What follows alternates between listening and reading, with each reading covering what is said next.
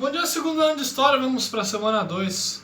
Vamos falar sobre a Guerra Fria, sobre a continuação após a Segunda Guerra Mundial, como que ocorreu, né? O que é a Guerra Fria? A Guerra Fria, então, como já diz, não vai ter uma guerra física, mas vai ter uma guerra ideológica. E qual é essa guerra ideológica? É uma guerra entre o capitalismo americano e o socialismo da União Soviética. Então, a guerra entre essas ideologias pela conquista do planeta. Nós só temos um mundo capitalista hoje em dia porque os Estados Unidos venceu a Guerra Fria. Tá? Então, esse conflito, no primórdio, ou na essência, era um conflito ideológico sobre o modelo capitalista de país e de mundo, né, pela visão marxista, né, de dividir a sociedade, ninguém ter lucro sobre ninguém, e o nosso mundo capitalista da classificação social a partir das classes etárias, né, das classes econômicas. Então formam-se no planeta dois blocos, um bloco socialista e um bloco capitalista. Então o seu país, principalmente europeu, ele tinha que optar entre um e outro. Todos os países do leste europeu se transformaram em socialistas e grande parte da Europa vencedora da Segunda Guerra Mundial se transformou em socialista, em capitalista. Capitalista Estados Unidos, a Europa Ocidental, e a Europa Oriental ficou sob o eixo da União Soviética socialista. Tá? Então, o grande símbolo é o Muro de Berlim, porque a Alemanha nazista foi a grande atriz, né, da Segunda Guerra Mundial, e com a sua derrota pelos dois países que disputam o poder mundial agora, de 1945 até 1990, então vai ser dividida a Alemanha ao meio e vai ser dividida a capital Berlim ao meio, metade para o socialismo, metade para o capitalismo, para a administração aí, e evitar que a Alemanha se reerga novamente e cause uma terceira guerra mundial. Então metade da administração vai ser dos Estados Unidos e a outra metade da União Soviética. Tudo que a União Soviética, tudo que os Estados Unidos faz, a União Soviética revida. Então é um toma lá da cá. Então, por exemplo, você tem a doutrina Truman e o plano Marshall. Os Estados Unidos vai lá e reconstrói os países destruídos na Segunda Guerra Mundial. A União Soviética vai lá, cria o seu plano econômico e reconstrói os países do leste europeu que estão destruídos com a Segunda Guerra Mundial. Os Estados Unidos criam um plano para chegar à Lua. A União Soviética vai lá e cria um plano para chegar à Lua. E a União Soviética ganhou 3 vezes essa disputa, né? Colocou o primeiro cachorro, o primeiro astronauta, deu a volta na órbita. E depois, né, da Terra. E a NASA, quase 10 anos depois, conseguiu chegar à Lua, né, em 69.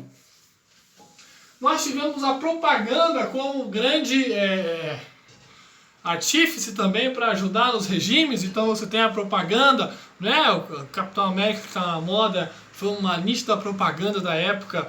O inimigo é soviético e a América é o bem e defende o bem. Né? Então a propaganda em filme, música, todo aspecto cultural, inclusive a chegada à Lua, também foi fundamental para a divulgação do regime. Nós temos aí também a Revolução Cubana, né, que Fidel Castro, mas isso é tema que nós vamos tratar em outro capítulo, que o Fidel Castro realizou junto com o Che Guevara em Cuba e transformou Cuba em socialista. Então a Revolução Cubana também teve uma ajuda para se manter depois da União Soviética.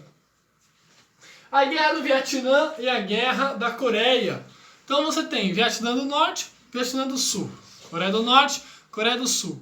Um lado era socialista, o outro capitalista, os dois entraram em guerra. Então não é porque os Estados Unidos e a União Soviética não entraram em guerra que os seus países aliados não entrariam. Os aliados entraram em guerra, como se fosse um jogo de xadrez, e você joga os peões para guerrear e você fica só assistindo, né? A rainha, tal. Os peões principais ficam assistindo e as batalhas vão acontecendo. Então, Guerra da Coreia e a Guerra do Vietnã foi bancada pelas tropas americanas e soviéticas, né, para definir o futuro desses países. A Coreia do Norte até hoje é socialista e o Vietnã também. Tá? Nós temos aí o final, né, a queda. Nessa disputa, nós tivemos 3 momentos de disputa. Até 1956 foi uma reconstrução da Europa. até de 56 a 79, uma relativa paz. Não é uma paz, né? É uma disputa ideológica, política ali, mas nem um atrito tão grande.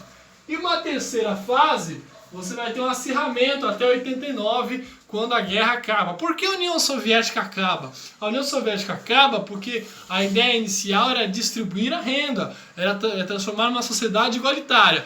Mas a disputa com os Estados Unidos tomou maior proporção e muitos dos recursos que eram utilizados ali na distribuição e manutenção de renda foram redistribuídos para corrida espacial, criação de arma atômica, criação de exércitos, propaganda. Então o dinheiro, o capital que inicialmente era utilizado para a distribuição de renda foi utilizado para vencer os Estados Unidos do ponto de vista ideológico.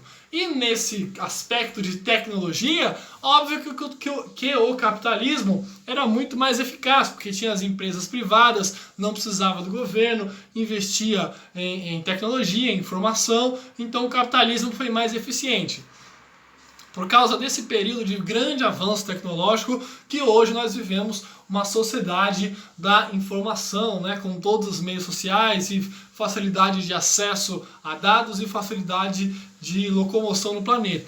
Porque foram os avanços que a disputa entre os dois causaram, né? A disputa sempre eleva o patamar, né? Se um faz uma coisa, o outro quer fazer outra melhor. E assim o patamar tecnológico mundial cresceu muito com a Guerra Fria.